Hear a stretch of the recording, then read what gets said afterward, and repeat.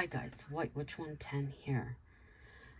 Sorry I've been absent, but I've been in some pain with ankle and hip and back and you name it. But here I am today. I'm going to be reading a story that I started, and I hope you like what I've got for you. Here we go. The shadow made its way along the back wall of the warehouse. Silently, it made its way around to the lobby. It had no memory of a former life because it had never lived before. Time and the turning of the year meant nothing to it. Day and night were all the same. The heat of summer and the terrible cold of winter had no effect on it. Everything was the same to it. The shape was not defined, man or woman, you couldn't say. The shadow spent its time between space above the tiles and the damp of the cellar. It was a horrible existence, but it thrived on it. Not a way to live at all, but it wasn't alive. It slid through cracks in the walls. It threw paperwork to the floor and misplaced office files. It was a breeze when no window was open, and the thoughts you shook from your mind. Trudy had felt it her first day in the warehouse. The heaviness had surrounded her, then sat on her shoulders. The muscles tightened through her neck. In moments, a headache began. The pressure mounted to the point Trudy had to leave the floor. Laying down in the first aid room, the relief was slow coming. She informed her supervisor she'd have to leave. The pressure continued as she walked towards the exit. The first sensation of fresh air seemed to lift the pain away. She was ready to turn around when the sharp pain struck her temple. Trudy gasped and grabbed the sides of her head, doubling over. She fought to stand, pushing through the severe discomfort. She struggled with her keys, seeing double of the lock. A sigh of relief when she sat on the seat behind the wheel, her head resting on the cold leather. Tears fell and she prayed for relief. The heaviness lifted further. It was enough to trust driving home. Inside her living room, she lit her sage stick and was back to herself. What had caused such a violent reaction she had never had before? The shadow departed from the top of her head. Then, at Mach speed, it was pulled back to the warehouse. It was sucked up through the tiles. An unseen force had it pinned against the rafters. 5 o'clock. The employees filed out. Silence took over the building once more. The shadow moved freely in the empty cavern. It crawled along the floor, watching for the force that had held it back. From forgotten spaces, spirits from the past emerged. They walked the halls as they did in life. The repetitive routine forever their destiny. The shadow enlarged itself to an imposing size. The meek spirits shrank back into the walls of the building. Outside, the rain began to fall. The parking lot would soon be a minefield of puddles. Trudy came in late to complete paperwork for an order shipping the following day. She was apprehensive closing and locking the door behind her. She was on edge, no matter how confident she walked. The least little sound made her jump. Finding her office at the end of a long dark hallway, she was happy. Trudy locked the door and sat at her desk. She took a few moments to scan the room, nothing out of the ordinary. She pulled the files from her desk drawer, then got down to work. Her nerves calmed the longer she sat. Her mind was on phrases and numbers. Trudy actually forgot where she was. That was until the loud bang.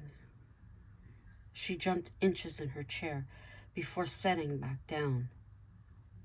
Did she dare check? A flash of lightning lit up her office. Just thunder, she told herself. The unease had returned. Remember the days we didn't mind being here alone? The thing was, those days were gone since the other day. The heaviness encroached once again. It was no less intense than before. The difference this time, Trudy felt the fingertips. Yes, there were hands pressing down.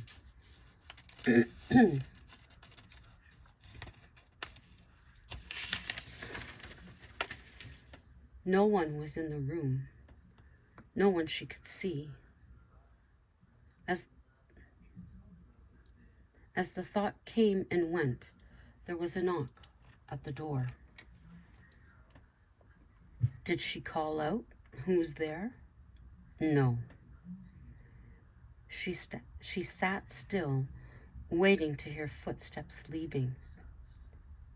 Thinking about it, she had heard none approach.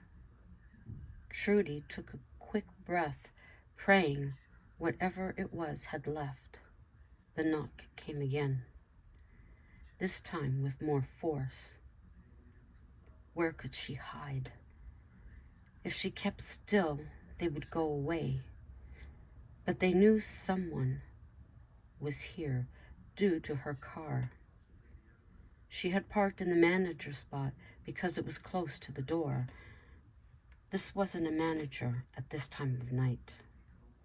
Minutes passed without another sound. Trudy relaxed some, then it came again. The knock was louder. Why wouldn't they leave her alone? The footsteps were leaving. They had given up. They would go. She'd be fine. Trudy turned the light on her desk off so she could see outside. No movement outside. They were still in the building. She couldn't stay here all night. Grabbing the paperweight off her desk, she carefully walked to the door. Slowly, she turned the lock. The hallway was empty. Sigh of relief, Trudy moved towards the staircase. She peered down and seeing no one. She proceeded, still holding the weight. The last step, no one in sight. This was possibly a good thing. Hugging the wall, she continued along.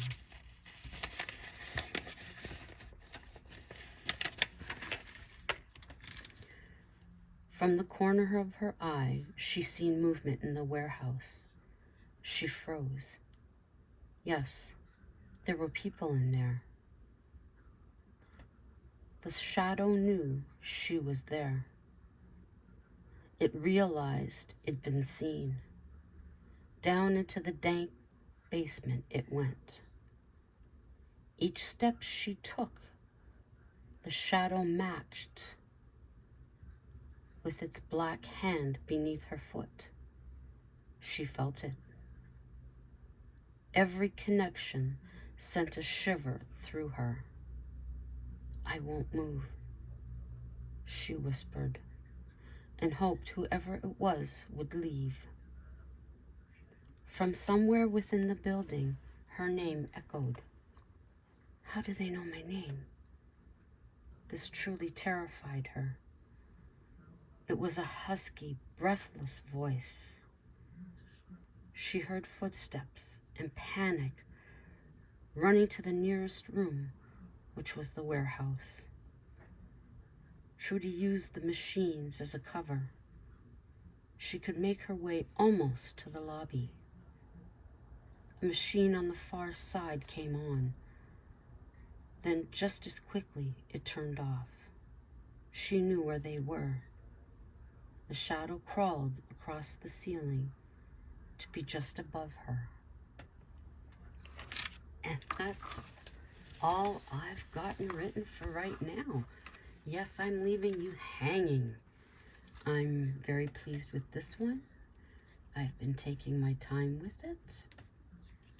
So we'll see where it goes for tomorrow. And until then, I hope any of my subscribers that are in Florida have been out of harm's way and that you're doing as best you can. Our thoughts up here have been with you, definitely. And the YouTubers that I am subscribed to, it's good to see the videos and know exactly what's happening with you. So, until tomorrow, from a cold north, and I smelt snow in the air this morning, or this afternoon. So you never know. But until the next time, ciao for now.